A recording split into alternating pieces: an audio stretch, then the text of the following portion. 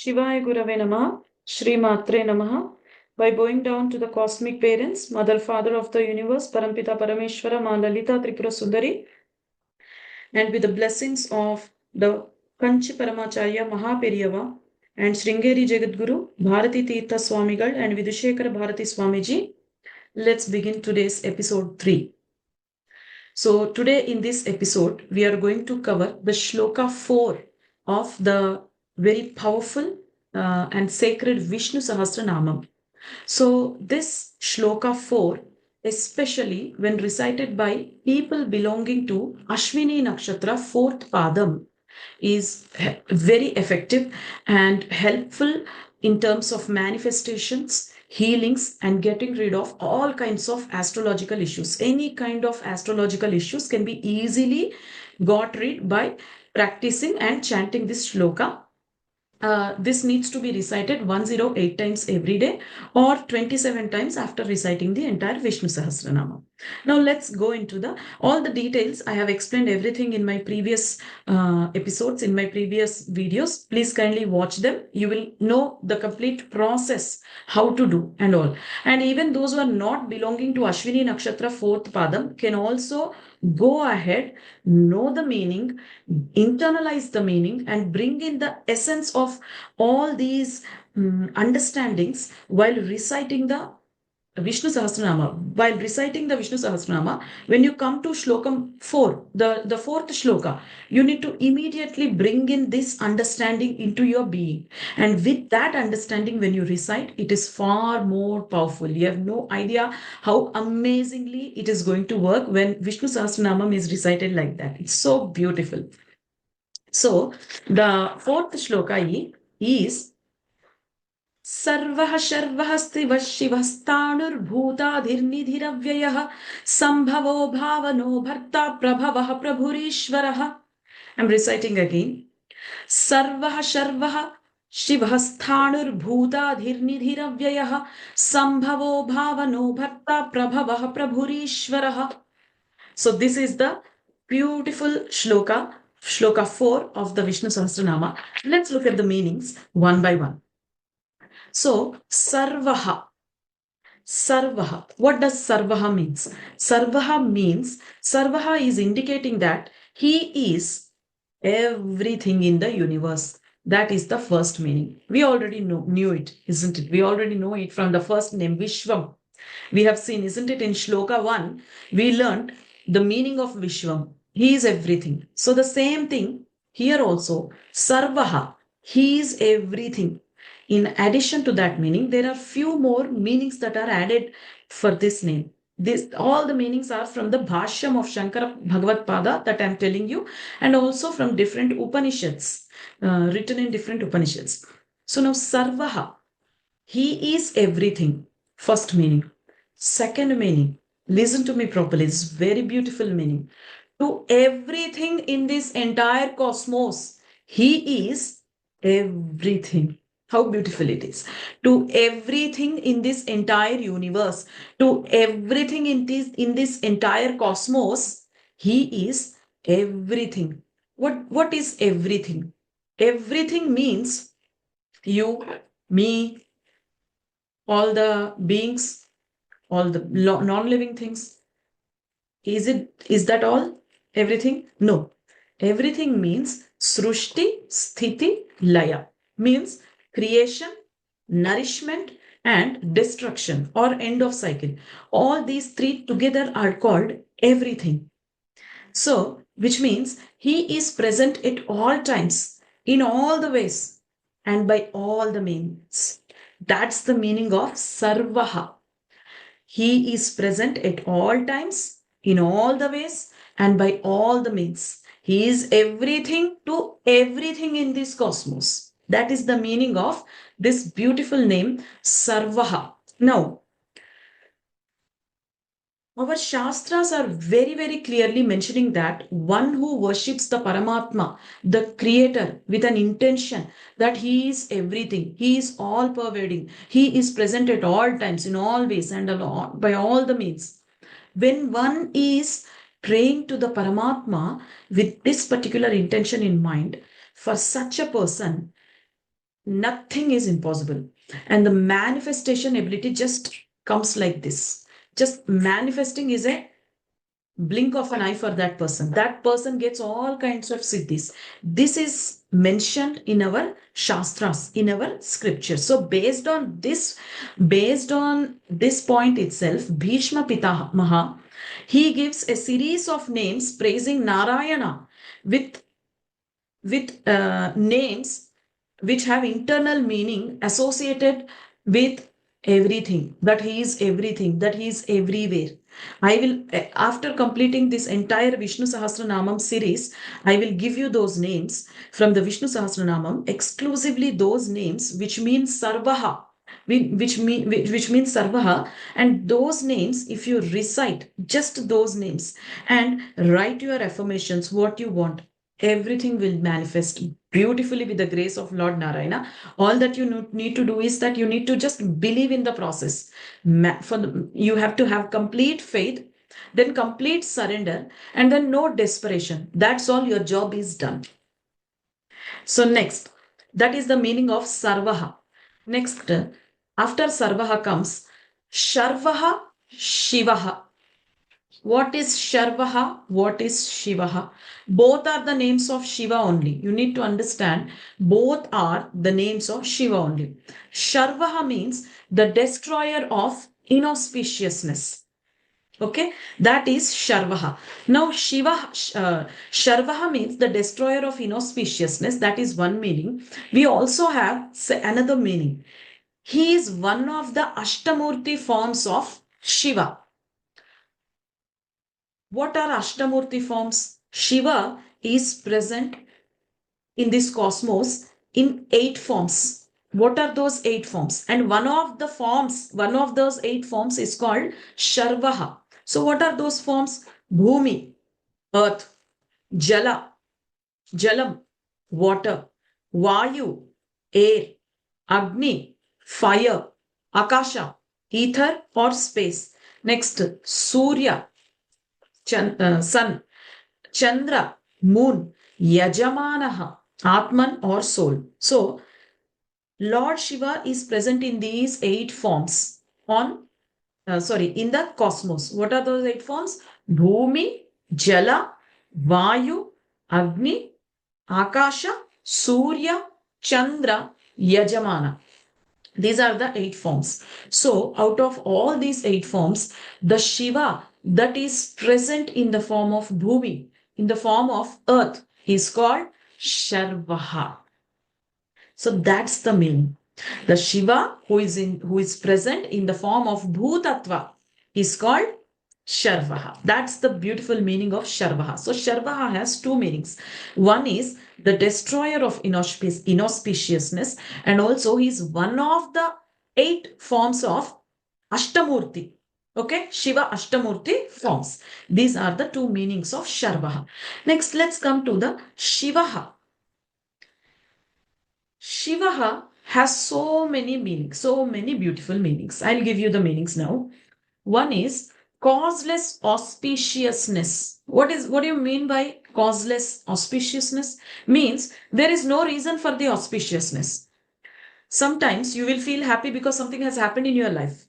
Sometimes you consider some event as an auspicious event in your life, like marriage or childbirth.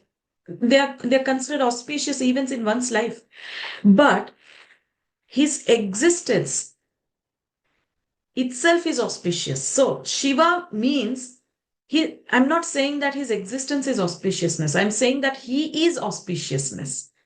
That auspiciousness tattva, that is, which is called Kalyanam, which is called Mangalam, which is called Kalyanam in Sanskrit. So all those, for all those, Shiva is the Adipati.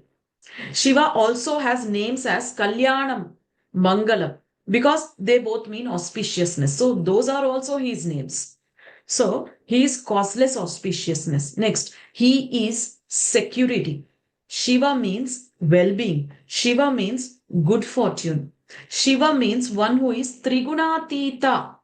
I think we already discussed about Trigunatita in the previous episode. So what is Trigunatita?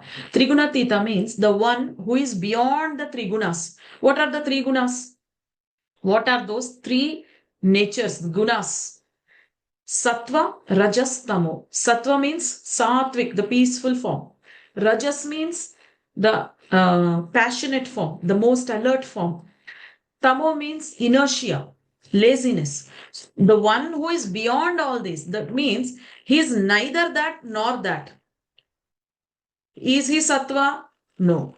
Is he not sattva? The answer is also no. Is he rajas? No. Is he not rajas? No. Is he tamas? No. Does he possess non-tamasic nature? No. That is also no. So he's just beyond that. These are not applicable to him. These qualities, trigunas, do not touch him. And that's why he is called Trigunatita. Next, Shiva also means the Turiya state. We also have discussed exclusively about Turiya state in previous episodes, if you see. So I will just explain briefly here. Turiya state means, see, at any given point of time, every human being will be in one of these three states. You just observe. Every human being will be in either wakeful state or dream state or deep sleep state. Is there any state that you can think of that he could be in other than these three states? No. There is no other state that a human being can be other than these three states. And those are wakeful, dream, deep sleep state. So the one who is beyond these three states is said to be in Turiya state. What is that Turiya state? Turiya state is a state where you become one with the whole existence, with the whole cosmos, and there is absolutely no duality. You exist everywhere, you become omnipresent, omnipotent, all-pervading, all-knowing energy. There is no concept called duality in Turiya state, and that is called the ultimate mukti state. And all the spiritual aspirators, they work for that only, and that is called the ascension. That state is also called Shiva Tattva. Next, the one into which we dissolve after the end of cycle, that is also called Shiva. The one, remember this, the one into which we dissolve after the end of cycle. So what is end of cycle? If you take for the earth, the end of cycle is pralaya, where the entire earth collapses and undergoes certain transformation in order to be able to house new life once again. So that is called dissolution for an earth. What is dissolving for the soul? For the soul, coming out of the birth and death cycle and merging with the Shiva is called ultimate dissolving. So what happens when you dissolve like that? You come out of the birth and death cycle and become one with the Creator, merge with the Shiva. What is happening to you? You get eternal happiness. You feel safe and secure. So the one who is responsible for your eternal happiness, the one who is responsible for your security, the one who is responsible for bringing you out of the birth and death cycle, the one into which you merge when we all dissolve, that is called Shiva. This is also another meaning of Shiva. Now, I did some research. I wanted to understand why we are talking about Shiva in Vishnu Sahasranama. I did a bit of research. So I found two things. I found one shloka in Skandopanishad, and then I found another statement in Mahabharata. The statement in Mahabharata is saying, Sattvam dvidhakrutam. Sattvam ekam dvidhakrutam means the Shiva himself is saying, we are same consciousness in two expressions. One is in the form of Shiva, another expression is in the form of Vishnu.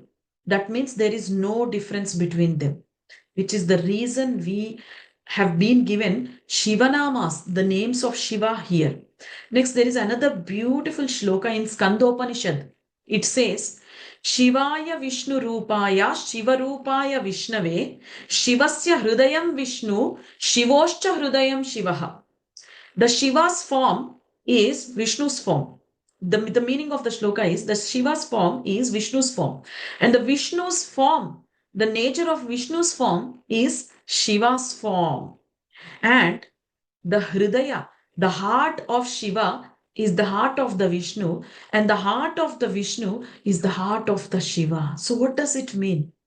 It very clearly means that Shiva and Vishnu are both one and the same, one and the same, one and the same. They are just different expressions of the same consciousness. We need to very clearly put this into our mind firmly, that they are not different. They are no way different from each other. They are exactly the same with two different expressions. The reason for having two different expressions is to be able to perform two different tasks. Shiva has, for example, Vishnu has taken the task of providing protection, providing nourishment. And the form, the task of the consciousness that has taken the responsibility of ending a cycle, removing the karma, is Shiva. That form of the consciousness which has taken the responsibility of protection, nourishment, is called Vishnu. So I hope you understood it very clearly, and keep this in your mind, because I know of some Shiva bhaktas who do not want to take the name of Vishnu. I know of some Vishnu bhaktas who do not want to take the name of Shiva. So these are the verses that you can explain to someone who is saying that they are different. Sattvamekam dvidhakrutam Shivaya Vishnu Rupaya Shiva Rupaya Vishnave Shivasya Hrudayam Vishnuhu Vishnoscha Hrudayam Shivaha. Beautiful, so beautiful these are. Next, the next name comes Sthanuhu. What is Sthanuhu? Again, this is one of the names I found in Shiva Sahasranamam. I was very surprised why all the names of Shiva Sahasranamam is coming here. And then I did a bit of research and I found all those shlokas that I just mentioned to you. So now Sthanuhu, the one that is stable, is called Sthanu. The one that cannot be affected without external circumstances is called Sthanu. The one that remains unaffected, unchangeable, is called Sthanuhu. That quality of the Creator, which is devoid of all bodily and psychological ailments, is also called Sthanuhu. Sthanuhu is the one who has nirvikara nature. No vikara can touch him. That means no issue that affects us, the normal human beings, either psychological issue or the disease of the body, all those issues cannot affect that one. The one who is unaffected by all these issues is also called Sthanuhu. Next, another meaning of Sthanu is the one who is in the form of the Linga Swarupa. The one who is in the form of the Linga Swarupa is also called Sthanu. That means Shiva Linga Swarupa is also called Sthanu. Next, Bhutadi. Bhutadi means the one who is desired by all the Panchabhutas, the one who is persuaded by all the Panchabhutas. So, Panchabhutas here means not just the five elements that we know, air, fire, ether, water, and not just these ones. Panchabhutas means the five elements, and also all the objects that are made of five elements are also called Panchabhutas. So Bhutadi means the one who is desired and persuaded by all the bhutas and the objects made from Panchabhutas. That is the Bhutadi. Now you might ask, ma'am, you are saying Bhutadi. You are saying he is the one who is desired and persuaded by all the bhutas. How are you saying this? There are some atheists in this world, or there are some people, some scientists who don't believe in the concept of God. How are they persuading? They are definitely not persuading, or they are definitely not desiring the God, ma'am. How are you saying this? You might ask me this question. So you need to understand one thing. What did we see the name of Shiva as? The name of Shiva, as we saw that he is happiness, he is auspiciousness, he is security, he is well-being. Is there anyone in this world who are not persuading and desiring auspiciousness, happiness, well-being, and security? Show me one person. There is no one. So that is how this Bhutadi comes. He is desired. He is persuaded by all the Panchabhutas and all the human beings who are made of Panchabhutas. Because he is auspiciousness, because he is happiness, because he is security, because he is well-being. So I hope you got the point. Bhutadi. Next, Nidhi-ravyayaha. We have to break this word into two. Now, Nidhi-ravyayaha. Nidhi plus avyayaha. What is Nidhi? Nidhi is sampatti, daulat. Above all, I would like to give a bigger picture, bigger meaning of Nidhi. Nidhi means abundance. Abundance in terms of wealth, not just wealth. In terms of health, not just health. In terms of well-being, not just well-being. In terms of security, not just security. Abundance in terms of all aspects, all known. You might know only some aspects. There could be other aspects which we are not aware of. So abundance in terms of all the known and unknown aspects of life is called Nidhi. Okay. Avyayaha. Avyayaha means the one that doesn't deplete or decrement or get reduced. That is called avyayaha. So nidhiravyayaha means the one who is having, who is possessing, and who himself is the never ending, never depleting, never decrementing abundance. That one we are referring to here. How beautiful, isn't it, these meanings? Nidhiravyaha. That's what Nidhiravyaha means. So, in the 3D world, if you want to have Nidhi, Nidhi means, please remember, it's not just money, it's not just wealth. Nidhi means a lot other things also. In addition to wealth, health, security, well-being, all aspects of life. So, in order to get Nidhi in the external world, you have to do your research in external senses, isn't it?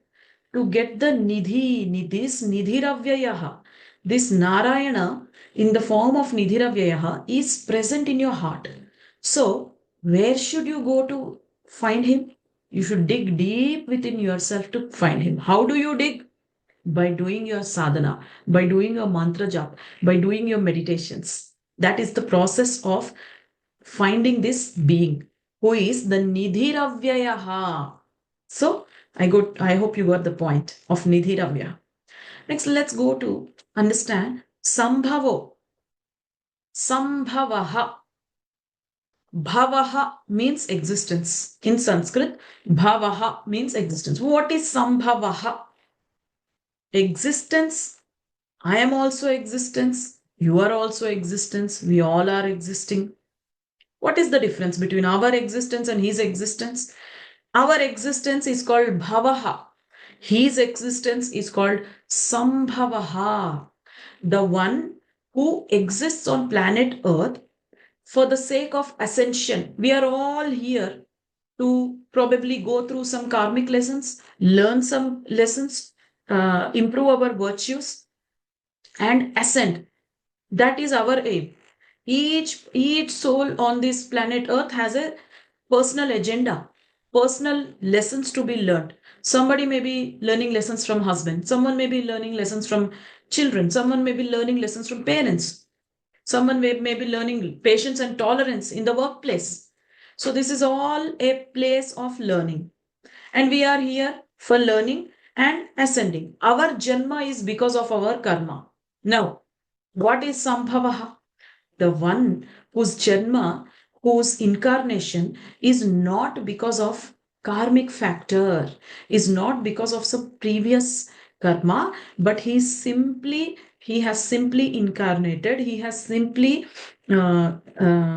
taken birth on planet Earth just for the welfare of humanity, just to protect the humanity, to take care of the humanity, and to show the path to the humanity, the path of ascension, the path of leading the life, and also for dharma raksha. That being is called Sambhava. See the birth of Lord Krishna and Rama. They have taught some virtues for us. They have taught some lessons for us. How should a husband be? How should a king be? How should a king take care of his people? All that has been taught to the humanity through their avatars. That's why it is very, very important to read Ramayana and Mahabharata. There are a lot of things that you learn from it.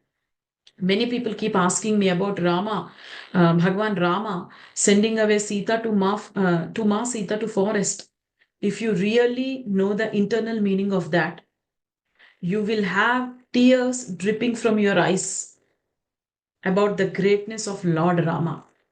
Anyways, I have already done a video on it explaining about it. I'll put the video of it in the description box so you can go through it. Why Rama sent Sita to forest? I think every one of you should know, so that we keep questioning them. They are great beings. We should stop questioning their deeds. All of their deeds are for dharma raksha only. So now Sambhavaha. Now coming back to this name, Sambhavaha. Sam plus Bhavaha. Our existence, which is due to karma, and we have come to planet Earth to learn some virtues and ascend. That is our agenda. And when your agenda is like that, it is called Bhavaha. And when your agenda is for the sake of humanity, and when you are an incarnation of a deity, of the Paramatma, then that is called Sambhavaha. That's why in Bhagavad Gita, Krishna says, Paritranaya sadhunam vinashaya cha dushkritam dharma samsthapanarthaya sambhavami yuge yuge. Sambhavami. He is not saying bhavami, he is saying sambhavami. So try to understand. To establish dharma and for the sake of dharma samsthapana, he is saying, I will come again and again and again. That's the beauty of that. So this is called Sambhavaha. Next meaning, bhavanu. Let's look at the word bhavanu. What is bhavana? So the giver, bhavana is the giver. What is he giving you? Is he giving you wealth, health, money? That's all. He's giving you two things, basically. Obviously, he's giving you all that you are asking in this material world. Your job, your promotion, your money. Yes, he's giving all that. He's a giver of that. Next thing, he's your karma pradata. What does it mean? So it means that he is giving you the fruits of your karma. It's a natural phenomenon, isn't it? It's a very dharmic thing. You work hard all your year. At the end of the year, you expect a promotion. And when you get it, you feel so happy. But in this 3D world, you may or may not get the promotion, even if you're working the whole year. But in the cosmic level, for every action you will get a result. Some people crib about it. Ma'am, I'm facing so many problems in my life. This is happening, that is happening. We need to understand that when we have sown the seed of chili, we cannot expect the crop of a mango. Isn't it? It's just dharmic. You have sown the seed of potato. And why are you expecting the crop of a grape? So this needs to be understood.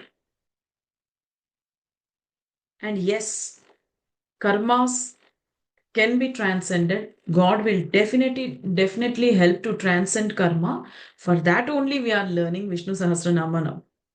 Next, that is one meaning. The one who gives you the materialistic thing, the one who gives you your karma, whatever you have done, both good and bad, and the one who gives you outstanding or par excellence state. What is that outstanding and par excellence state? It is the state of non-duality. So he is very capable of giving you the non-dual state as well. That is the meaning of bhavano. Okay. Next, Bharta. Bharta. Bharta in some of the Indian languages mean husband. So why Bharta word is given here? Yes, you need to understand. In Sanskrit, Bharta means the one who takes care, the one who is the source of nourishment, the one who protects is called Bharta. So the word Bharta is very much apt here. Even if you observe the Tirumala Devasthana in the South India, in the Balaji temple, in the Venkateshwara temple, Srinivasa temple, he is called Srivaru. What is the meaning of Srivaru? The meaning of Srivaru in many of the South Indian languages is Bharta only. Bharta means again husband. So what are we referring? We are referring to him as the one who takes care of us, who is the cause of all the nourishment, and the one who is our protector. We are referring to that aspect of Balaji here. Next, Prabhavaha, the one from whom all the elements came, the one from whom all the precious things came. What is the precious thing of everything? Brahma, isn't it Lord Brahma? He is the one who created your precious gems. He is the one who created your vegetables, your fruits, different kinds of cultures, different kinds of human beings. He is the one. The creator of Brahma, who is the creator of Brahma? Even the creator of the Brahma is the Paramatma Narayana. So that's why we are calling him as Brahma, Prabhavaha, means he is the creator of, he is the one from whom all the elements came, all the precious things came, and even Brahma came. That is the meaning of Prabhavaha. Next, Prabhurishvaraha. So this word Prabhurishvaraha needs to be split into two. Prabhuhu plus Ishvaraha. What is the meaning of Prabhuhu?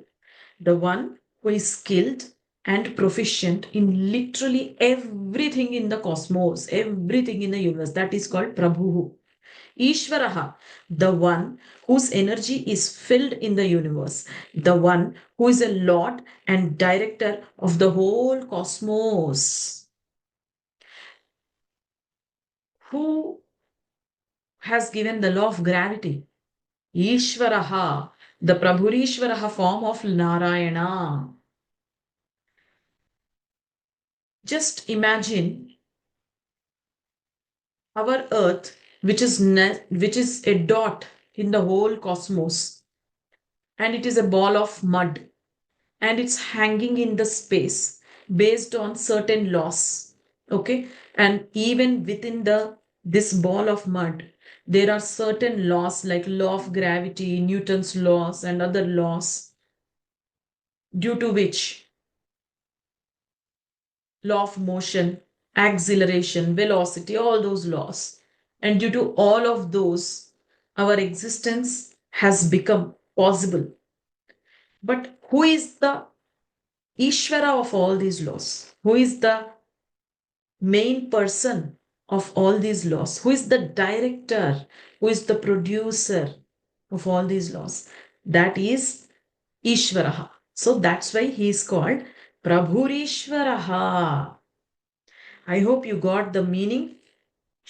Sambhava, Bhavano Bharta, Prabhavaha, Prabhurishvara. So this is the entire meaning of today's Shloka 4 of the Vishnu Sahasranama. Again, I'm repeating, this Shloka has to be recited at least 27 times after reciting the entire Vishnu Sahasranama Stotram if you belong to Ashwini Nakshatra 4th Padam.